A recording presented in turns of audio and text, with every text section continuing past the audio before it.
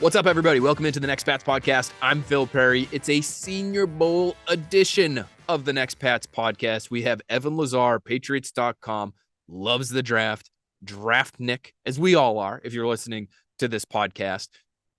And he is on the ground. He is boots on the ground, in person, watching these players live. And of course, he's doing it from a Patriots bent. So tackles, receivers, quarterbacks, some other offensive positions that you'll hear him talk about a little bit later. He's great. So we're going to have a conversation with Evan coming at you very quickly here. I did want to mention to you, though, just a couple of things to keep an eye out for. Coordinator search is still on. Ongoing. I feel like Ron Burgundy waiting to see if the baby panda will be born. Offensive coordinator. They need to find one. And what I could tell you, just very quickly before we get into some more of the Senior Bowl stuff, is we may have some news on that soon.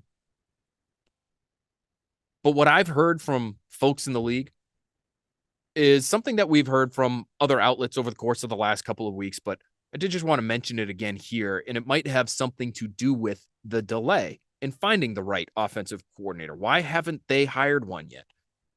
This is not a desirable job right now, is how it's been relayed to me. And the reasons for that are obvious. Look at, number one, the roster. And I think this is part of the reason why Bill O'Brien is no longer here. No quarterback, no number one receiver, really no number two receiver. Pop Douglas is a true slot and should be part of the plans moving forward. No tight end under contract, no tackles under contract. David Andrews is here under contract, good player. Ramondre Stevenson here under contract, good player. Guards, you probably should be able to figure out whether it's Cole Strange, Sidy Sow, Antonio Mafi. Put that a little bit lower on your list somewhere. But with all of those positions really lacking right now, you are starting from scratch. Put yourself into the shoes of a potential offensive coordinator looking at this situation and wondering if he should uproot himself, maybe his family, and launch himself and potentially his first attempt at being an offensive coordinator here with that setup. Does that sound all that palatable to you? I think there might have to be some convincing done by the Patriots to get someone that they really love to call plays and help mold this offense into whatever it will become moving forward, because it's not a desirable job and it goes beyond the roster, is how it's been relayed to me. NFL folks that I've spoken to over the course of the last week or so. You have a new head coach, and you might like Gerard Mayo from afar, but how is he once he actually gets into the head coach's chair in season? How does he handle adversity? How does he handle his players? How does he handle the relationship between the head coach and the offensive coordinator? How does he handle offense versus defense, and how much melding there is there? How much say do you have in terms of the overall plan as the offensive coordinator, or does he want to have significant say in that regard? Those are all things that you would try to iron out during an interview process, I imagine. And in some ways, the coordinators, the potential coordinators, might be interviewing Gerard Mayo to see how he would handle certain situations. And I think that would be fair. But that is a big question mark. General manager, or whatever you want to call the person who is making the personnel decisions, the haziness surrounding that situation personnel-wise in general. Another reason why offensive coordinators, potential OCs, might hesitate to take this job. Who's picking the players? And what's his background? And am I going to be comfortable with that person? And communicating what I think I need from an offensive standpoint, and are they bought in on that idea? Because again, this job as OC is going to hinge on the players that you have to work with. You could be the best offensive coordinator in the world. You're not going to succeed with the group the Patriots have right now. Now, lucky for them, they have all kinds of assets to improve that thing. The number 3 overall pick, the number 34 overall pick, all kinds of money to spend in free agency. It should get better quickly. You at least have the tools to be able to improve it quickly. But how much say will you have in that regard? Somebody like Josh McDaniels had significant say in communicating to scouts and front office personnel, and obviously Bill Belichick himself, what he wanted on that side of the ball. Will the Patriots' next offensive coordinator be afforded that same kind of say? That's a real question. And then finally, the last thing that's been brought up to me is the locale and the history and the expectations here in New England. And while we all may think, and I feel this way, truly, I do feel this way right now, the expectations are low. And that should make it somewhat of an attractive position. Not only the head coaching job that Gerard Mayo's taken, but defensive coordinator, offensive coordinator. You just got to be a little bit better than you were last year. You have to show some progress. And I think fans would be okay with that. Can you get to 7 wins and be showing to people on a regular basis that the arrow is pointing up? That to me is not too tall a task. However, this is a region that has been programmed over the course of the last generation or so, barring the last 4-ish years, to watch a winning football team. And there is pressure associated with that. There is pressure that will be applied to ownership because of that. There will be pressure on the head coach because of that. And if things start to go sideways, who oftentimes are the first to go? It's the coordinators. And so again, if you're a first-time guy and you're worried about long-term what this might mean for you, well, on the one hand, there's real upside here. If you can make it work in New England with a rookie quarterback and all kinds of new pieces, and you're teaching them a new system, and you're trying to motivate a brand new group that has hardly worked together, because that may be the case, and it looks good, oh boy, you might be the new Bobby Slowick, where you're taking head coaching interviews 1 year into this thing. If it goes poorly, when do you get your next opportunity? That, I think, is at play for some of the candidates here for the Patriots. Now, again, we are recording this on Thursday night. If the Patriots hire a coordinator by Friday morning, everything I just mentioned is moot. But I do think it's applicable to the delay that we have seen to this point in hiring that position specifically. They hired a special teams coordinator in Jeremy Springer, assistant special teams coordinator for the Rams. I won't spend much time on Springer himself. The Rams special teams units were very poor last year when it comes to DVOA and some of the advanced metrics. I'm not necessarily going to hold that against Jeremy Springer because, as is the case with special teams, it is the case with offense, it is the case with defense. It's really going to depend on the players around that person. My guess is he interviewed really, really well, and they trust him and they like his energy and they feel as though he's a good communicator, a good teacher, and that's why he got the job. I also am wondering if the Patriots are trying to acquire some Rams culture. Springer obviously coming from LA, having worked for Sean McVay. Nick Caley worked for Sean McVay. Thomas Brown, who is no longer in the running for OC, was the OC for the Panthers, was a longtime assistant for Sean McVay. Now he's going to be the pass game coordinator for the Bears. Obviously has McVay ties. Zach Robinson, now the OC for the Falcons, recently took that job. Obviously has McVay ties.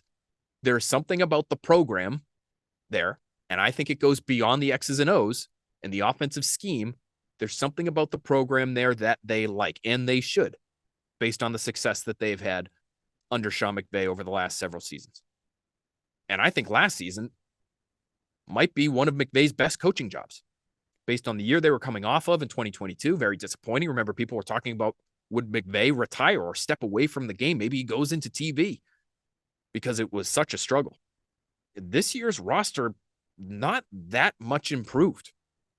Cooper Kupp, able to stay on the field. Puka Nacua, a diamond in the rough that they find in the draft.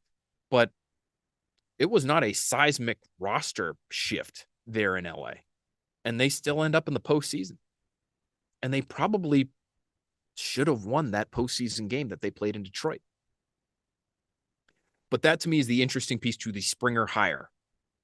Are you trying to acquire some of that which the Rams have thrived off of from a culture perspective? And to me, the culture out there, talking to people who've worked there, as you might imagine, slightly different than what we've experienced here in New England, or what I should say assistant coaches have experienced here in New England. And the players themselves. One difference being, in LA, you're not guarding your desk. You're not hoping that the head coach will finally leave so that you can leave and go home, even though your work's been done for some time.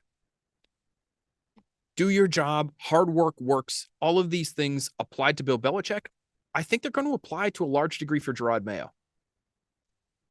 but can you do things in a different manner? Can you still value hard work, value a certain thoroughness quotient to the job that you're doing, and yet allow people to have somewhat of a life away from the facility? Hasn't always been, should say, for a long time, that has not been something that has been a featured part of the Patriots program working under Bill Belichick.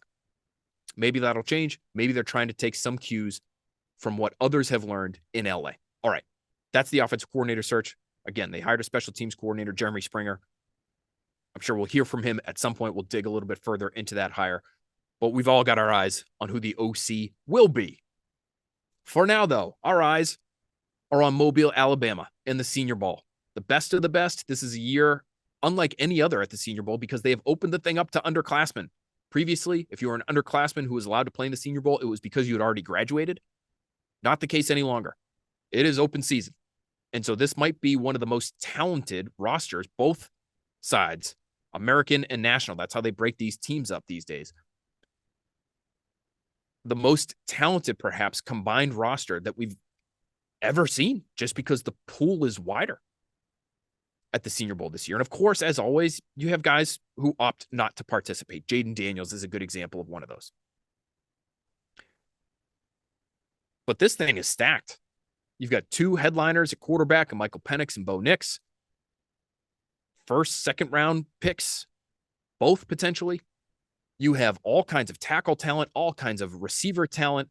It's a great, great year to be down at the Senior Bowl. We are not at the Senior Bowl. We will be at the Super Bowl very soon. And so we're not in Alabama, but Evan Lazar is. And so we're going to welcome him in for a conversation about what he's seen at the Senior Bowl right now. Have a listen.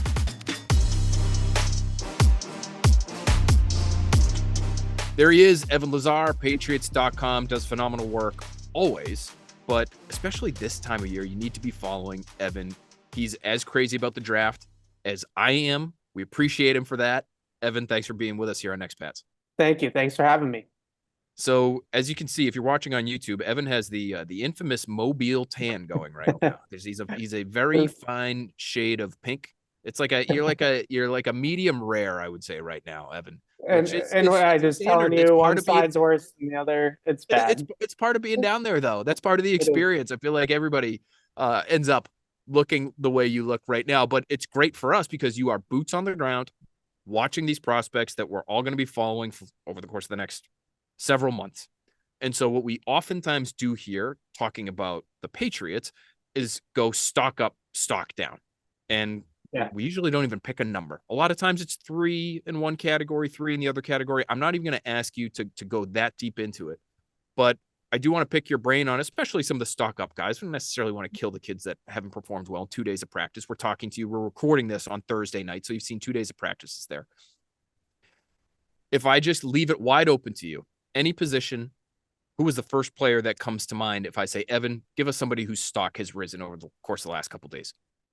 Well, I'll go on the offensive side of the ball just because that's more interesting for the Patriots right now. And I would say Roman Wilson, the wide receiver from Michigan, has been one of the best players on the field both days for either team. Just smooth route runner, incredibly shifty, crafty with his routes. And he made a one-handed catch at the end of practice today that had the entire place going crazy. So he's got ball skills, good body control, route running. The comp that I keep going back to with him is Amon-Ra St. Brown, just a really smooth player in and out of his breaks, efficient route work, really good at the top of the route, understands how to set up leverage in his stem.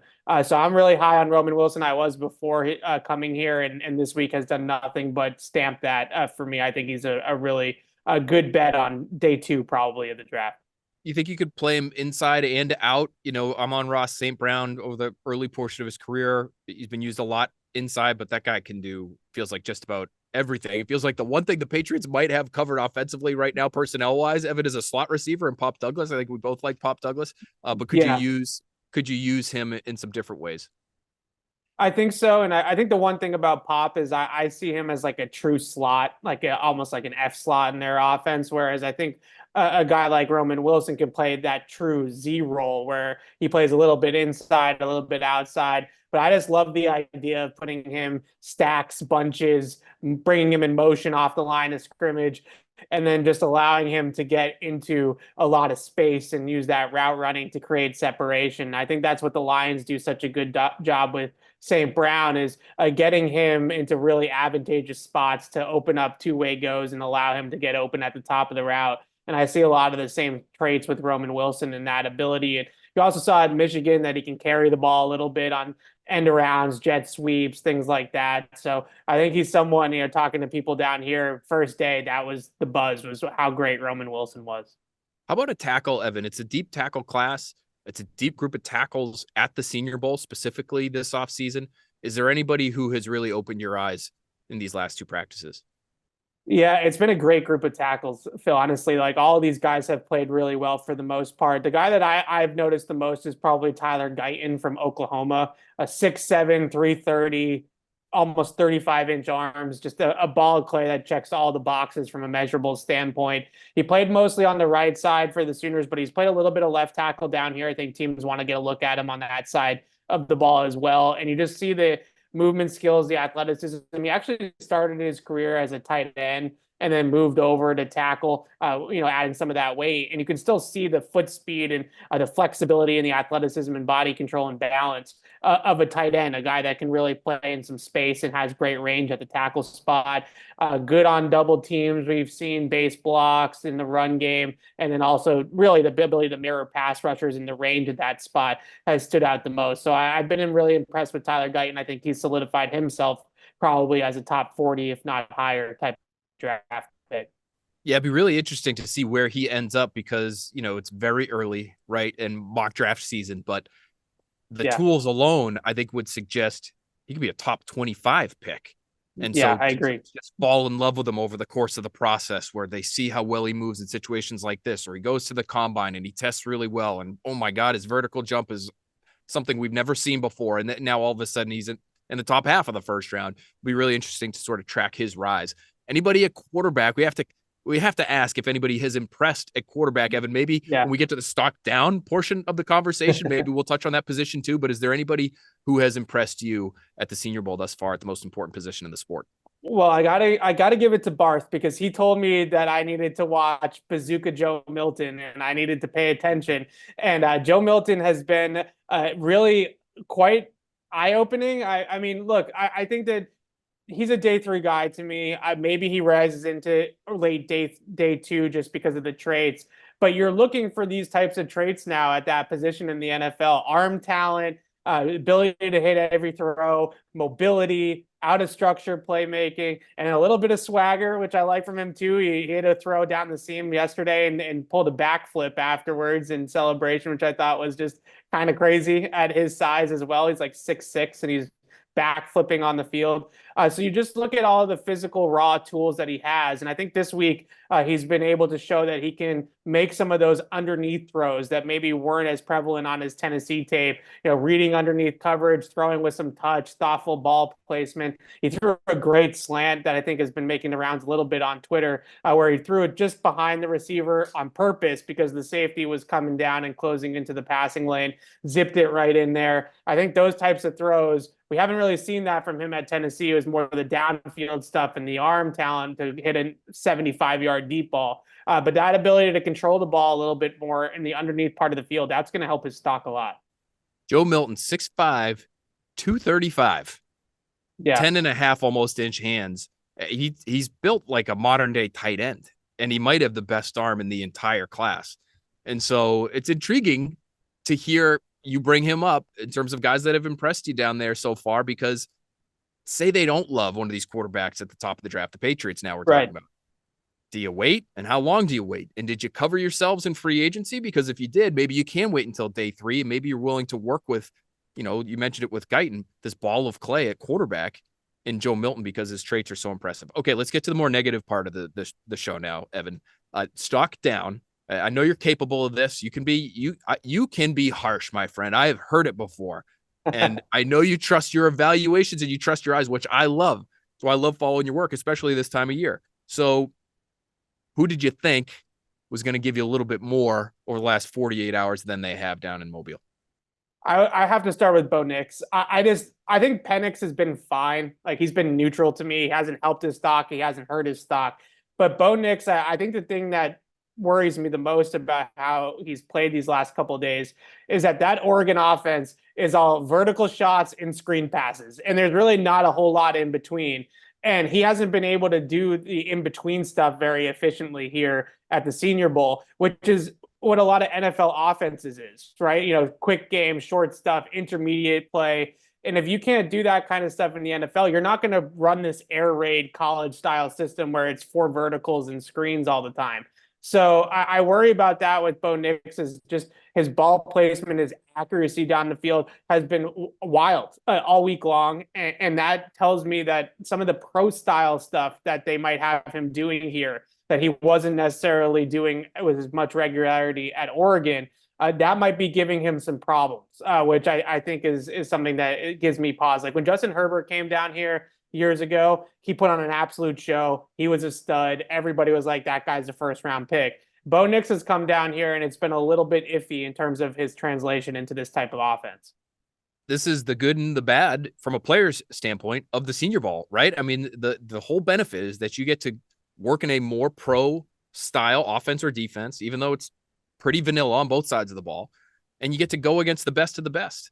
And so on the one hand, you're going to see guys impress and do some things that maybe you didn't see them do in a positive way on the field. And then there are situations like this one where, boy, we thought we knew exactly what I mean, the guy's got 80 something starts as a collegian. I mean, so this should give you pause. It shouldn't be everything, but it should be a piece to the puzzle that, in my opinion, is pretty significant. So be interesting to see if he can bounce back in day 3 of practice, and we'll track him obviously the rest of the way through the process and see where he ends up. Because Evan, again, if there's a situation where the Patriots pass on the top tier of quarterbacks, are you now looking at it? I mean, is this maybe in some ways a good thing for the Patriots if they liked Bo Nix before the Senior Bowl and they're saying to themselves now, hey, this guy might actually get to pick number 34 overall, for instance. You know, there's Daniel Jeremiah and others have been talking about Bo Nix like he might be a first round pick.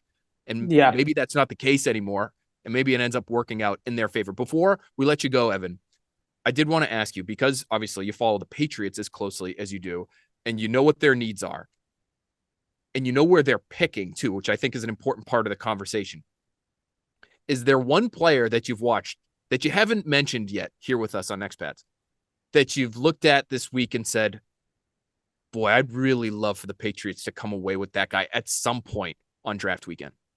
So this might surprise some people that know me because I'm usually anti running back. Like I can't, if you want to do running backs on your own time, okay? But Dylan Laube from UNH has honestly been really impressive. And I think all of us are clamoring for a running back that can do the James White type of things, that can catch passes out of the backfield, that can be a chain mover on third down. And I look at him as a perfect sub package running back. He's got great quickness. He's got great burst with the ball in his hands. He caught the ball well this week. He can separate at the top of the route. He's not Ramondre Stevenson. You know, he's not a 225-pound early down back. Laube can play in the passing game, I think, a lot. And I was really impressed with him all week long. Maybe not James White comp, maybe more closer to like a Rex Burkhead or something like that. But one of those Patriots third down sub package backs to a T. And I think he would be a perfect fit if they continue to play this type of offense that they've had for the last couple of years.